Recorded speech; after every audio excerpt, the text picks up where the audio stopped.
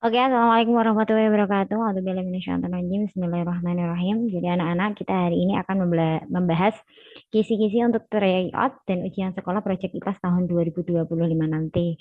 Jadi nanti untuk tryout dan ujian sekolah ini sama ya kisi-kisinya, cuma nanti eh, bentuk soalnya aja yang berbeda. Tapi indikator soalnya intinya itu sama.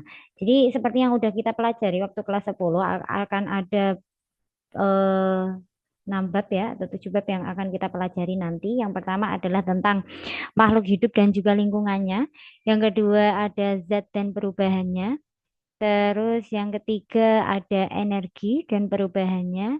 Keempat ada fenomena alam. Kelima nanti ada keruangan dan konektivitas antar ruang dan waktu. Dan yang keenam terakhir adalah interaksi sosial dan dinamika sosial. Sorry, masih ada satu lagi ya. Yang ketujuh yaitu perilaku ekonomi dan kesejahteraan sosial. Nah, ini yang akan eh, diujikan nanti ya pas tryout dan ujian sekolah.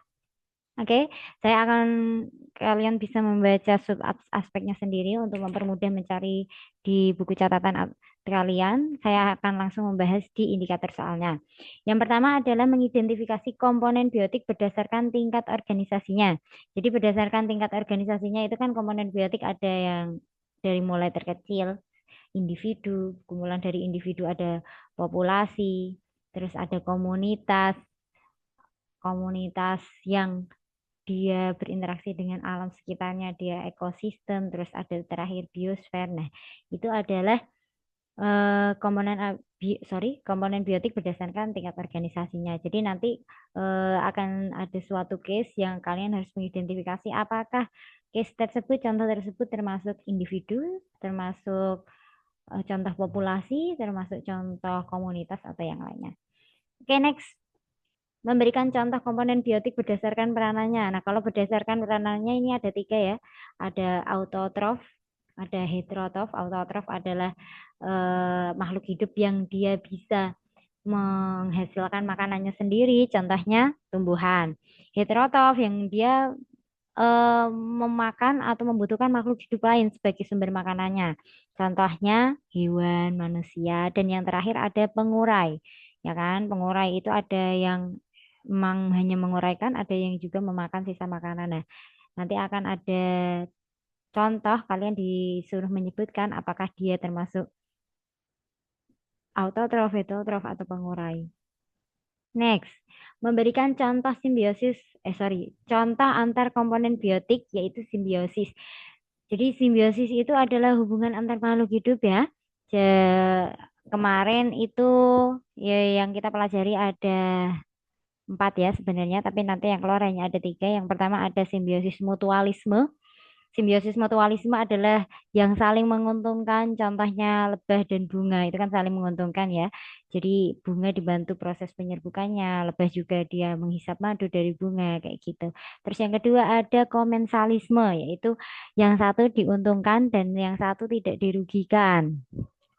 Terus yang ketiga ada parasitisme. Yang satu diuntungkan, yang satu dirugikan. Contohnya apa? Contohnya manusia dan nyamuk.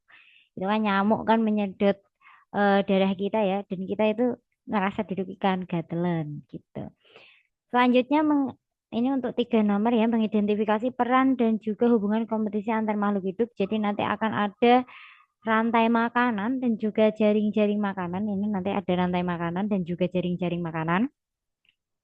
Nah, dari rantai makanan dan jaring makanan itu kalian disuruh menyebutkan mana yang produsen, mana konsumen satu, mana konsumen dua, ada interaksi kompetisi apa itu antara yang di rantai makanan itu mungkin ada tikus sama apa ya ular itu memperebutkan apa beda ya makanannya sorry ular dan elang memperebutkan tikus ya dan lain sebagainya itu. Terus selanjutnya ada tentang pencemaran lingkungan, yaitu mengidentifikasi penyebab pencemaran lingkungan. Jadi pencemaran lingkungan itu kan ada mulai dari pencemaran udara, pencemaran tanah, ya kan? Nah, ini contoh pencemaran udara. Pencemaran udara itu contoh ada apa namanya yang mengakibatkan CFC, klorofluorokarbon, itu kan yang berasal dari pendingin ruangan, berasal dari freezer. Nah, itu. Nah, selanjutnya ada contoh lagi ada apa ya?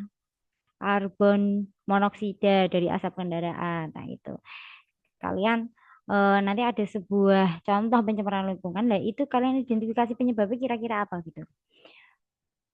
Selanjutnya menjelaskan upaya mengatasi pencemaran lingkungan. Nah, pencemaran lingkungan apa yang harus kita lakukan untuk mengatasi pencemaran lingkungan? Entah itu pencemaran tanah, entah itu pencemaran udara, dan lain sebagainya. Kita masuk ke bab 2 yaitu zat dan perubahannya. Indikator soal yang selanjutnya adalah menentukan lambang suatu unsur dan senyawa. Jadi nanti akan ada sebuah tabel, kalian disuruh mengisi atau mungkin disuruh menjawab apakah tabel itu antara nama senyawa dan lambang senyawa atau nama unsur dengan lambang unsurnya itu sama. Contohnya kayak apa ya? Hidrogen itu lambangnya kan H besar. Terus ada apa? Ada karbon, itu bukan K ya, tapi C besar. Kalau K itu kalium. Terus ada kalsium, ada Ca, C-nya besar, A-nya kecil. Nah, nanti kalian menentukan lambangnya. Atau mungkin senyawa, contohnya air, H2O, atau mungkin karbon dioksida, CO2, kayak gitu. Nanti akan ada dua soal yang bentuknya seperti itu. Next, menyebutkan jenis pemisahan campuran dari suatu campuran. Jadi pemisahan campuran itu banyak ya, ada kristalisasi, destilasi, dekantasi, sublimasi. Nah, nanti akan ada contoh mungkin atau akan ada case. Nah, nanti kalian disuruh menyebutkan apakah pemisahan tersebut dengan cara apa? Identifikasi lah. Destilasi atau mungkin kristalisasi atau apa kalian disuruh menyebutkan ya. Next, tentang bahan B3 yaitu menentukan simbol B3 yang sesuai. Jadi nanti akan ada gambar di mana gambar itu nanti ada simbol B3-nya mungkin dua atau tiga ya, saya lupa. Tiga mungkin tiga simbol kalian nanti menentukan simbol itu artinya apa. Contoh kayak kalau gambar api itu kan flammable ya kan atau mudah terbakar. Terus ada gambar tengkorak, itu kan toksik atau beracun dan lain sebagainya. Yang dulu pernah kita pelajari ada 10 itu ya. Terus memberikan contoh perubahan fisika atau kimia suatu zat. Nah, ingat perubahan fisika adalah dia yang berubah fisiknya aja. Jadi dia komponennya tidak berubah. Contohnya air mencair, air mencair atau air membeku itu perubahan fisika ya. Kalau perubahan kimia contohnya apa? Pengkaratan. Nah, itu. Nah, sekarang kita ke bab yang selanjutnya yaitu energi dan perubahannya, yaitu indikator soalnya menyebutkan faktor-faktor yang mempengaruhi energi kinetik, energi potensial, dan energi mekanik. Jadi kita harus ingat ini ya. Kita sebenarnya lebih gampang mengingat dari rumusnya ya. Kalau energi kinetik itu kan setengah M kali V, setengah kali M kali V maksud saya. Berarti itu ada M, berarti massa. Terus ada V, kecepatan. Berarti yang mempengaruhi energi kinetik adalah massa dan kecepatan. Energi potensial, rumusnya adalah M kali G kali H. Di mana M adalah massa, G adalah gaya gravitasi, H adalah ketinggian. Berarti gaya energi potensial itu yang mempengaruhi adalah massa, gaya gravitasi, dan juga ketinggian suatu benda. Energi mekanik, ingat energi mekanik adalah penjumlahan dari energi kinetik dan energi potensial. Terus next, contoh pemanfaatan minyak bumi dan batu bara. Jadi ini adalah salah satu bidang sumber energi yang tidak dapat diperbarui ya, yaitu pemanfaatan minyak bumi dan batu bara. Minyak bumi kan contohnya dimanfaatkan untuk apa? Gas LPG atau mungkin aftur. Aftur tahu ya, apa? Bahan bakar pesawat, bahan bakar bensin, bahan bakar kendaraan, terus residunya itu kan bisa kita manfaatkan sebagai aspal dan lain sebagainya itu ada banyak ya. Nanti dibuka lagi, direview lagi materinya. Kalau batu bara itu kan juga sama ya, manfaatnya banyak. ada sebagai sebagai di FE di metal ether pengganti LPG itu ya. Terus ada sebagai PLTU pembangkit listrik tenaga uap itu. Terus industri semen dia juga pakai batu bara ya sekarang. Terus next adalah menjelaskan fungsi komponen dari SHS. SHS adalah Solar Home System atau modul panel surya. Masih ingat modul panel surya adalah eh dia konsepnya adalah nanti ada panel yang dia menangkap panas dari cahaya matahari, terus habis itu nanti diubah menjadi energi listrik. Jadi ini adalah termasuk sumber energi yang dapat diperbarui karena matahari tidak akan ada habisnya ya. Nah, komponen SHS itu kan ada 4 ya, ada regulator, ada baterai, ada panel surya. Nah, itu nanti manfaatnya apa aja? Regulator buat apa? Panel surya buat apa? Kayak gitu. Bentar ya. Oke, next adalah menjelaskan dan memberi contoh jenis-jenis energi alternatif. Energi alternatif itu adalah energi yang kita dapatkan dari eh, apa namanya makhluk hidup ya. Contoh ada biodiesel, bioetanol itu jadi tumbuh-tumbuhan. Nah, nanti kalian disuruh menyebutkan biodiesel itu yang kayak gimana, bioetanol yang kayak gimana kayak gitu. Nanti dibaca lagi. Terus memberikan contoh perubahan energi listrik dan energi kimia. Perubahan energi listrik contohnya apa? Eh, setrika itu ya. Setrika itu kan dia mengubah energi listrik jadi energi panas. Energi kimia contohnya baterai ya kan. Baterai jam itu. Terus next bab selanjutnya adalah tentang fenomena alam. Ini subindikatornya cuma satu yaitu tentang bencana alam. Tapi akan ada 3 soal ya, yaitu menjelaskan jenis-jenis bencana alam dan menyebutkan penyebabnya. Bencana alam itu kan ada yang disebabkan oleh ulah manusia, ada yang disebabkan oleh fenomena alam itu sendiri, contohnya gempa bumi, terus habis itu gunung meletus, atau mungkin yang disebabkan oleh manusia itu seperti banjir dan lain sebagainya, longsor karena penggundulan hutan, kayak gitu. Oke, bentar ya ternyata baterainya habis.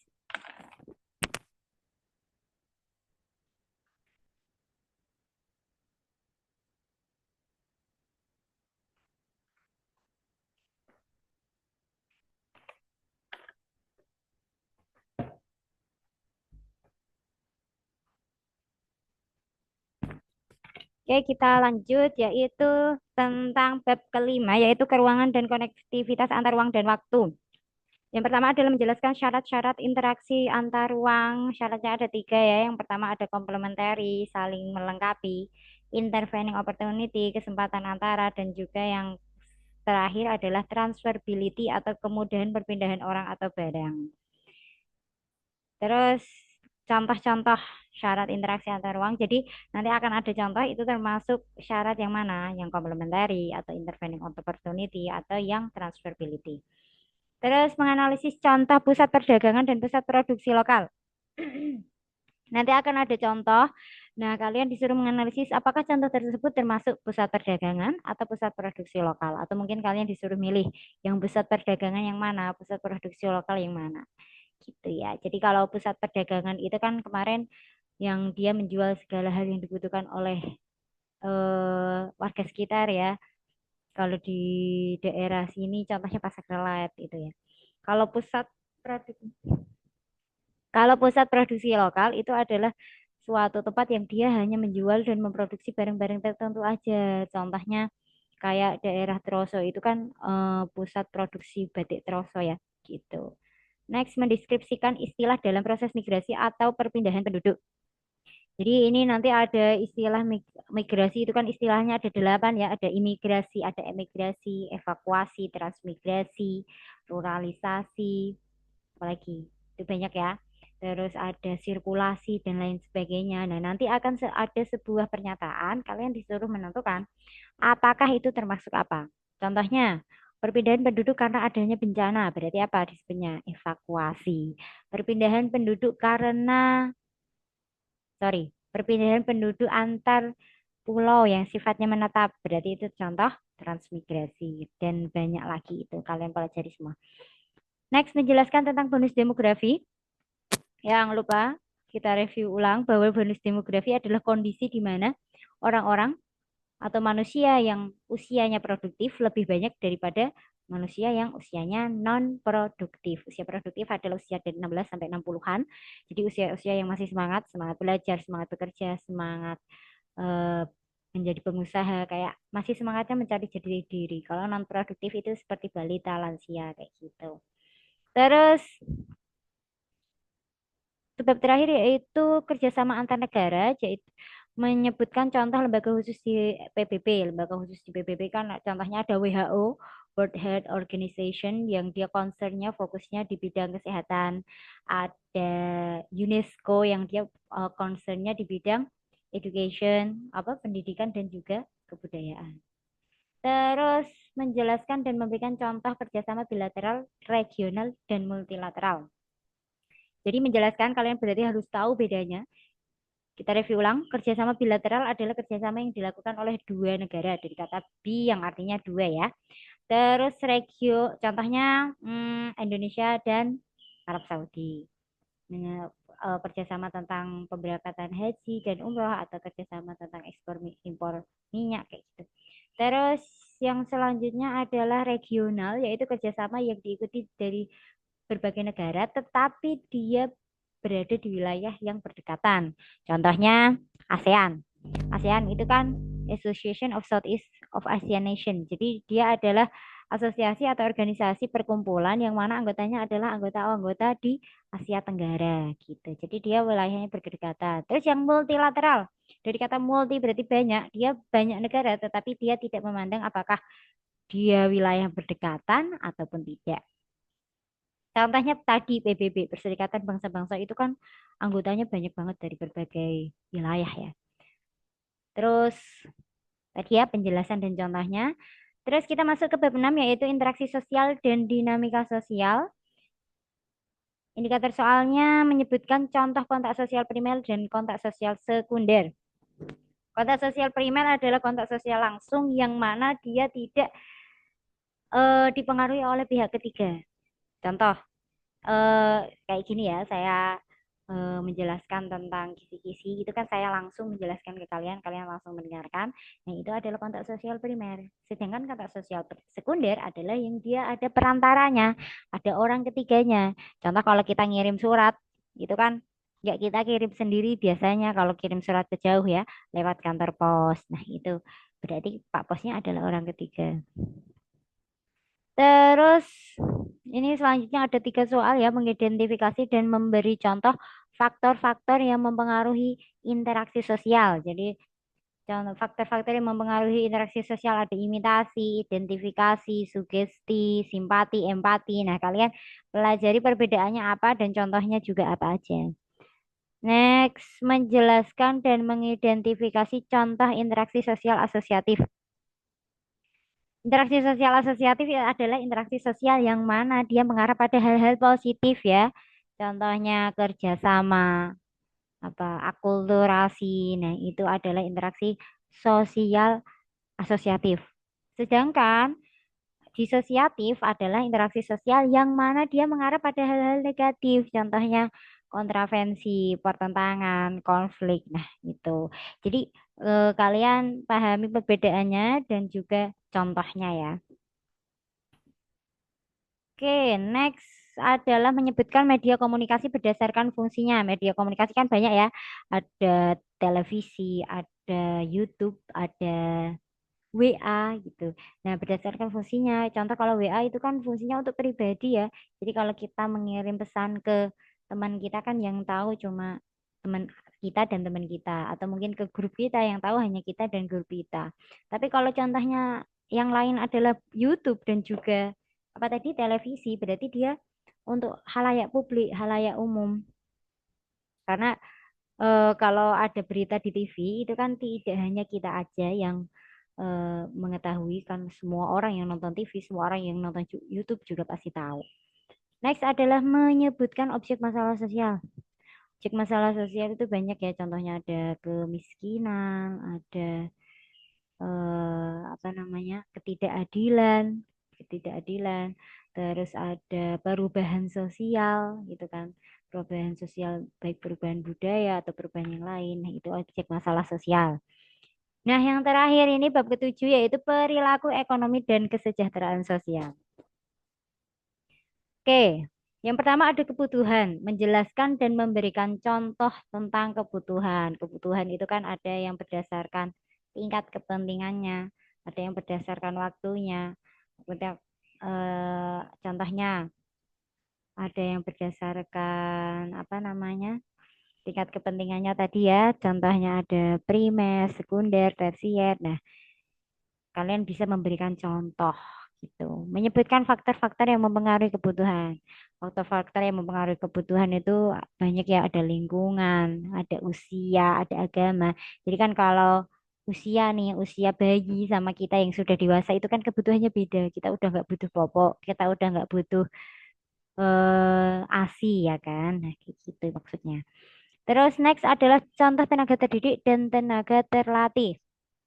Tenaga terdidik adalah yang mana dia adalah tenaga kerja yang dia harus menempuh pendidikan formal sampai pendidikan tinggi untuk mendapatkan pekerjaan itu. Contohnya dokter, terus pengacara, hakim itu terdidik deh. Terlatih itu dia bisa pakai latihan course. Contohnya kayak mekanik bengkel itu ya, terus tukang cukur. Kan nggak semua orang bisa nyukur ya, tetapi orang-orang yang terlatih nyukur bisa menjadi tukang cukur. Terus menyebutkan urutan dalam distribusi. Distribusi itu penyampaian barang ya. Urutannya ada pengemasan, ada pembelian. Nah, itu nanti akan diacak kalian mengurutkan. Terus terakhir ya ini faktor yang mempengaruhi permintaan. Kira-kira permintaan suatu barang itu kan banyak ya faktornya. Nanti tapi kalian tidak disuruh nyebutin teorinya, tapi nanti akan ada contoh dan dari contoh itu kira-kira yang mempengaruhi permintaan dari contoh tersebut apa gitu. Oke, itu saja. Terima kasih. Semoga bermanfaat. Semoga nanti diberi kelancaran dan kemudahan dalam proses ujian dan juga tryout. Kita tutup dan akhiri. Alhamdulillahirrahmanirrahim. Wassalamualaikum warahmatullahi wabarakatuh.